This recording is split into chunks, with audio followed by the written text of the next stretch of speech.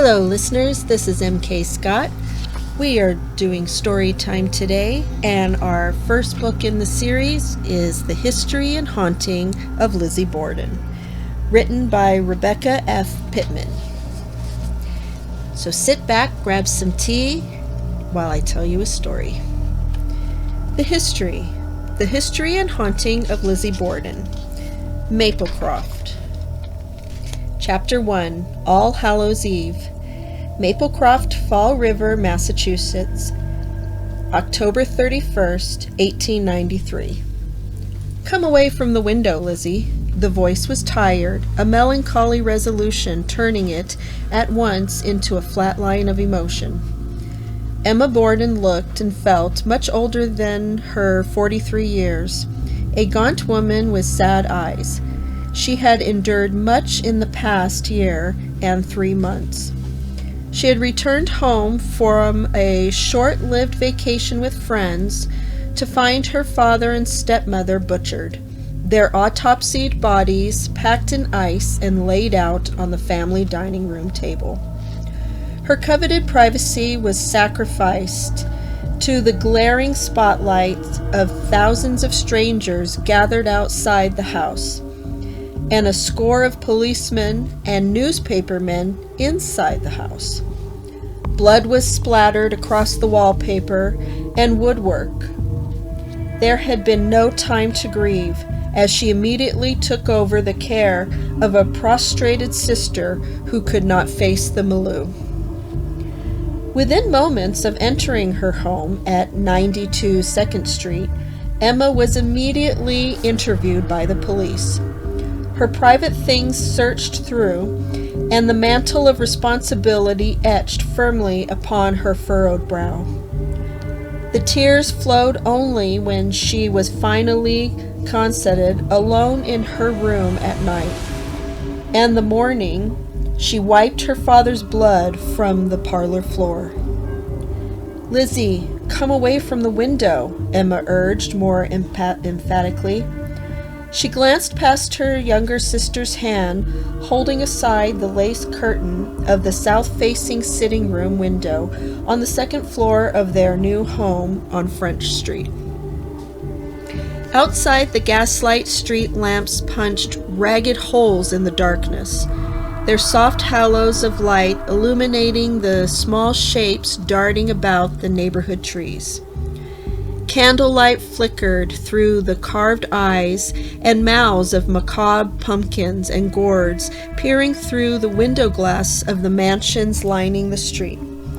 It was All Hallows Eve in Fall River, and the moneyed gentry of the Hill were enjoying the merriment.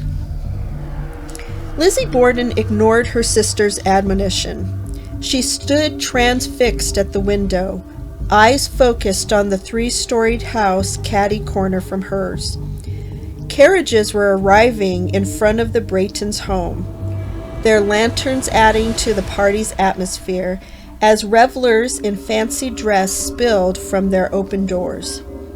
Their laughter carried on the night air, tightening the knot in the voyeur's stomach until the affirming feeling of panic pulsed in Lizzie's head. Several of the partygoers turned to stare over at the house across the street, its turret, topped with a colonial witch hat roof, seemingly ironically suitable to its inmate. "That's Lizzy Borden's house," they said in excited whispers, and then, seeing the silhouette at the upper window, turned and hurried up the sidewalk to the party. Emma pulled her from the window, a familiar feeling of dread sweeping over her. They had only been living at 7 French Street for a little under 2 months. She had hoped the new furnishings and prestigious address would give her sister the peace that had eluded her at their father's home on 2nd Street. Yet Lizzy had continued to complain as she watched neighborhood after neighborhood pass their front door without stopping to welcome the sisters to their private enclave. There was no calling cards left on the silver tray, waiting expectantly by the front door. No flowers, pastries, or invitations. Though the neighbors peered at the gabled structure from beneath parasols and whispered to each other from behind gloved hands, they always passed them by. The arrival of bands of curious onlookers began occurring from the moment the ambiguous newspapers announced the Borden sisters purchased the home on the hill, Fall River's most elite setting, and the addresses of the who's who of that New England hamlet. It sat looking down, both geographically and figuratively, on a city built upon the backs of cotton mill workers. People walked by, drove by, even stood unabashedly pointing at the Borden sisters' new house, with varied looks of awe, bewilderment, and fear. Only a few days earlier, two families had moved into the nearly remodeled Andrew J. Borden home at 92 2nd Street, where the double murders had taken place. Lizzy and Emma had seen to the alterations. The fireplace in Lizzy's room was at some point walled over. Perhaps Lizzy had seen to it. Lewis Hall, the owner of the livery stable across the street from the Borden house, a William B. Pittman, who's a grocer, his wife and 3 daughters unpacked their boxes, moved into the 2 newly created living spaces, and became Lizzy and Emma's first tenants. For both men, it was a pragmatic move, placing them within walking distance of their businesses. Whether they grew accustomed to the ongoing spectators gawking at the infamous murder house is unknown. Both men had witnessed the harrowing events played out there on August 4th, 1892. Did they walk with trepidation through the hallways and double-check all the doors? Did innocent shadows caught from the corner of their eyes cause their nerves to twitch? To add to the circus-like atmosphere that came ridden into the hill, along with the Borden sisters' moving carts, came hacks carrying drummers from out of town. For a few coins extra, the traveling salesman could pay a rented carriage driver to carry them by the house on French Street and hear a penny dreadful retelling of the murders of Andrew and Abby Borden. "Yes, sir, gents, there she is, Lizzy Borden. She was acquitted of the crimes, but there are tongues still wagging, some who it knows, that says maybe someone got away with murder."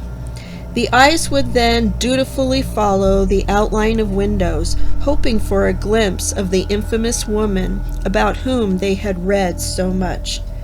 After a few minutes of hedonism, the driver would continue. "Next up, over on High Street, we'll see the home of Alfred D. Butterworth. Mr. Butterworth hung himself from a tree in a field only 4 months before the Borden murders, leaving behind a wife and family. Maybe money doesn't buy happiness, gents." The newspaper headlines and dubious celebrity of their newest neighbor brought the Borden sisters few fans from the addresses surrounding them. The increased traffic, both by foot and buggy, was an unwelcome invasion among the manicured lawns and pristine Victorian homes. The sound of thuds against the siding of the house suddenly sounded from below. Emma and Lizzy hastened to the window, one overlooking the east side of the house, the other looking to the front. Lizzy saw the small figures of small children darting across the street from her side yard. They were dressed in makeshift costumes, most appearing to be oversized cast-offs from their parents' closets. Long, flapping coats, sleeves, and trailing dresses flitted about in the October night. Annie E. Smith, the Borden sisters' 29-year-old maid, appeared at the entrance to the upstairs sitting room. "Miss Borden," she said, directing her statement at Emma, "There is boys and girls outside pelting the house with eggs. Do you want me to tell Joseph to run 'em off?" Joseph H. Terrault was the sisters' coachman who lived on the property.